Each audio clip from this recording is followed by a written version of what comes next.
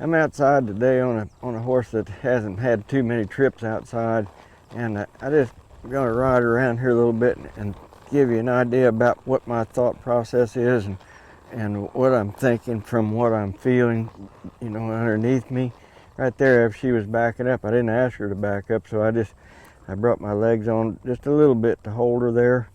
I take my hand too, and I place it on top of the saddle horn, and let my thumb just rest on top of that saddle horn.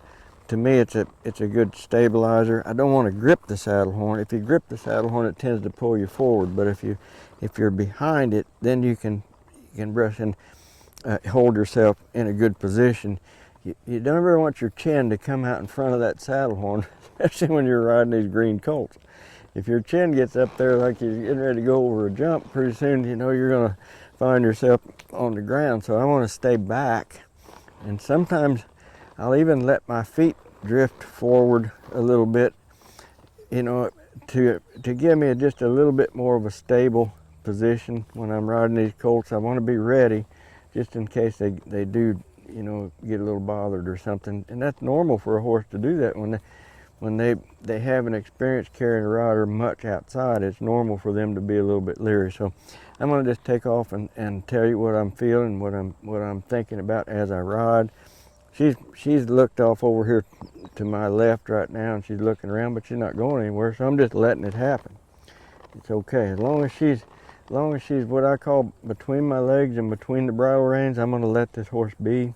I'm going to ask her to go forward now. So she's feeling the squeeze. There she felt relief.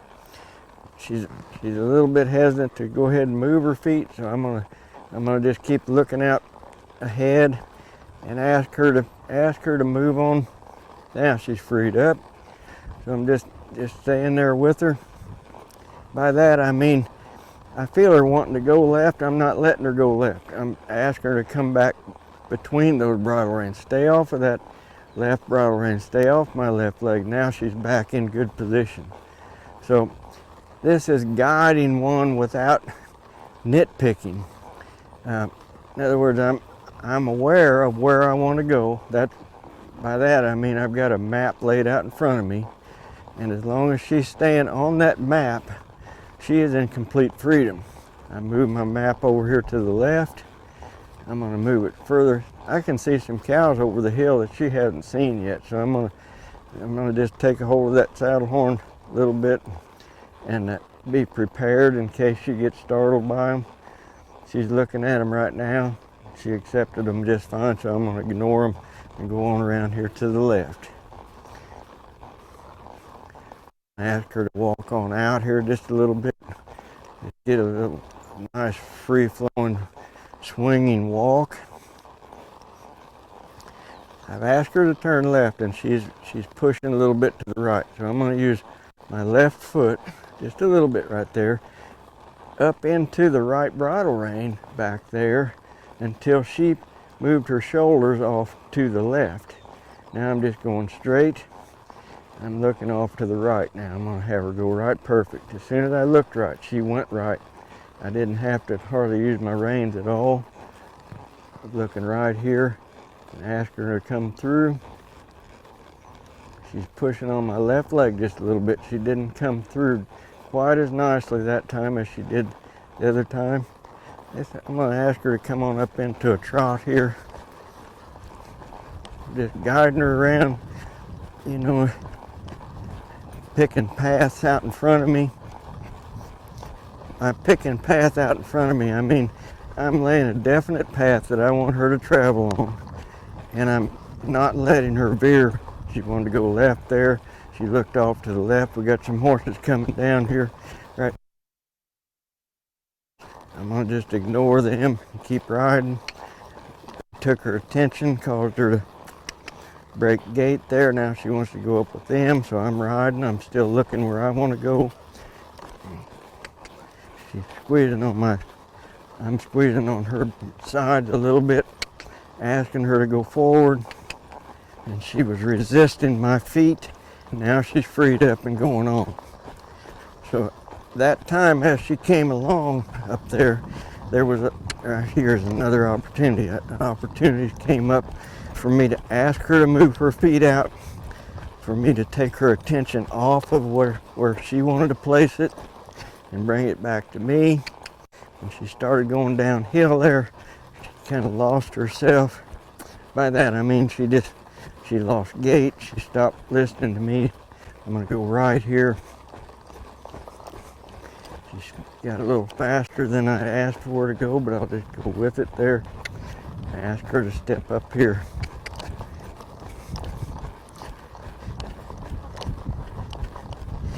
Just stay at this trot until she's comfortable, until she's listening to me. Right there, she's looking at those other horses and doing what she wants to do.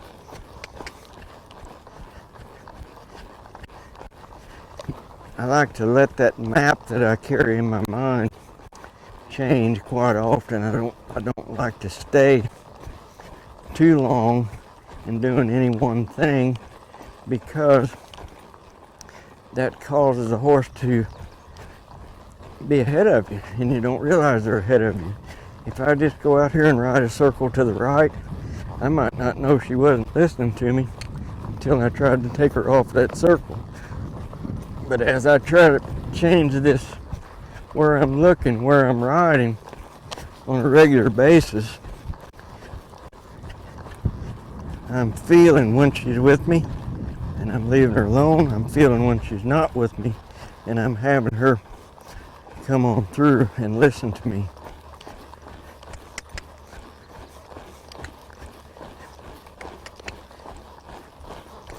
I'm going to see if I can get her to take a canter here.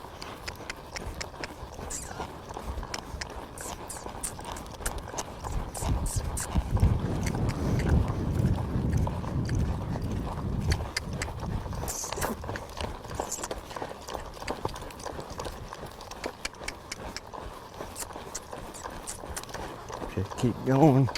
Ignore the fact that she didn't stay in it. Not make a big deal out of it. Ask her to go.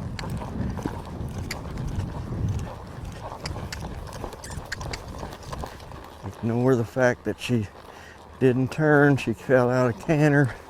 She's not used to being on ground going up and down. She's been riding her in level ground. In this uneven ground, I'm going uphill now. That's the easiest part to get the canter.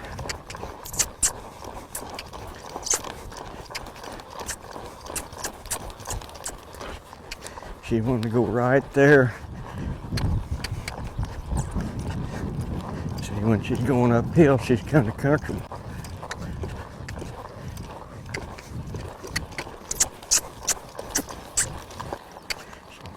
Went off to the left, to the right there, not listening to me. See, when that speed picks up,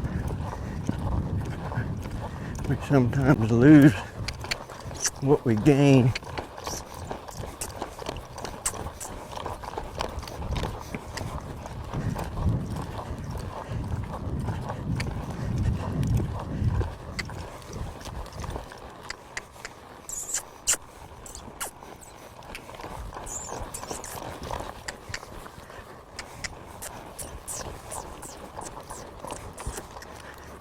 That time she wanted to just go left.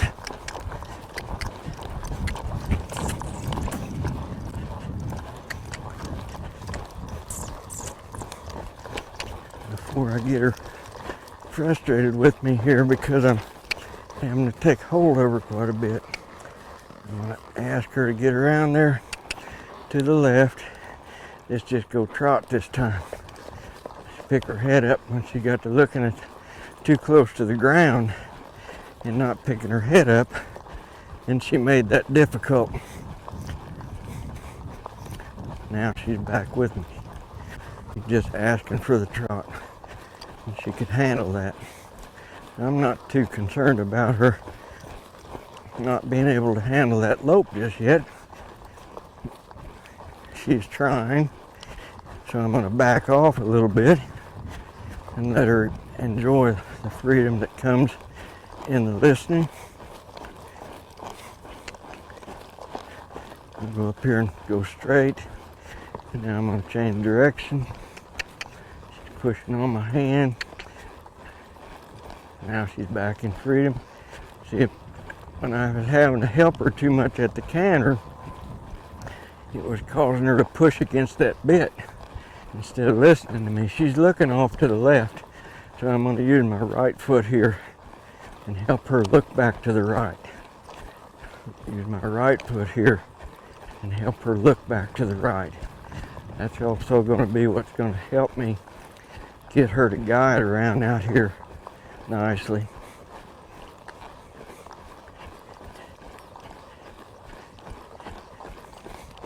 Every chance I get, I'm letting her have some freedom from my hand.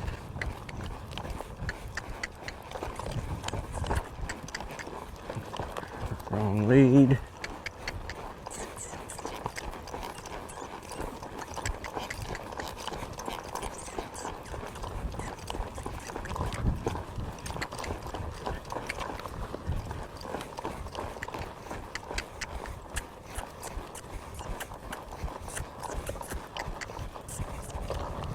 Wrong lead.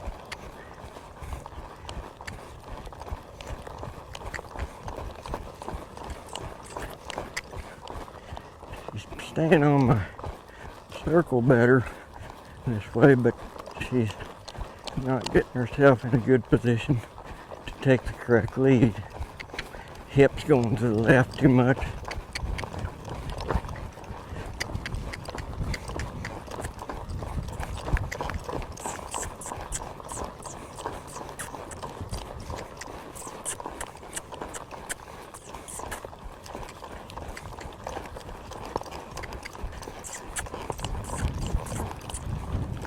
Wrong lead.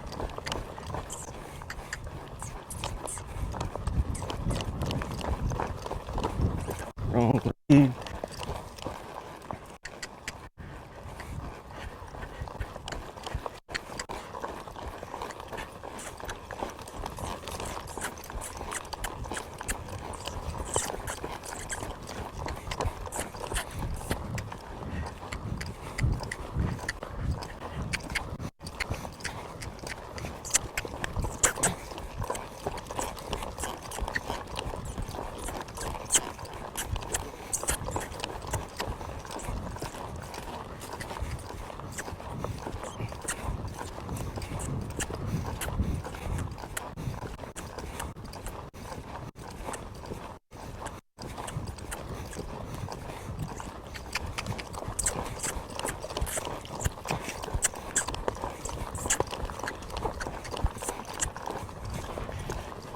See, when they start cantering downhill, they lose their stability.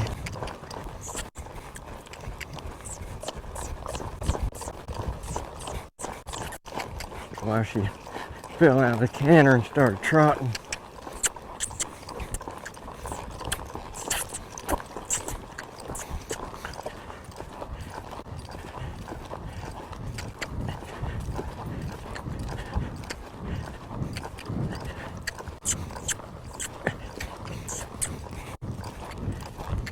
Get up. Get up.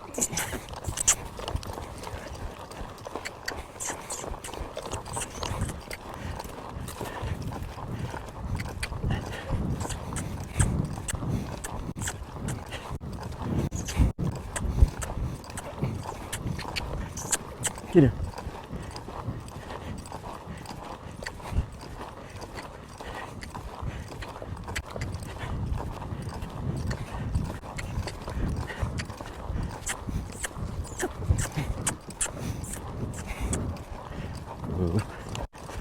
Stop right here.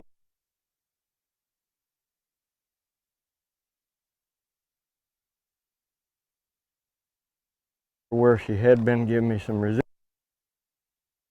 spot, came through it. I let her find this freedom that happens up here. So this to me is opportunity you know, that you can't expect them to hold themselves together when they're unsure of their ground, unsure of their surroundings. But she stayed there and let me help her, and she got more comfortable, and we came through a tough spot into a wind. So that's a good place for this horse today, to let her find a good wind place to quit on.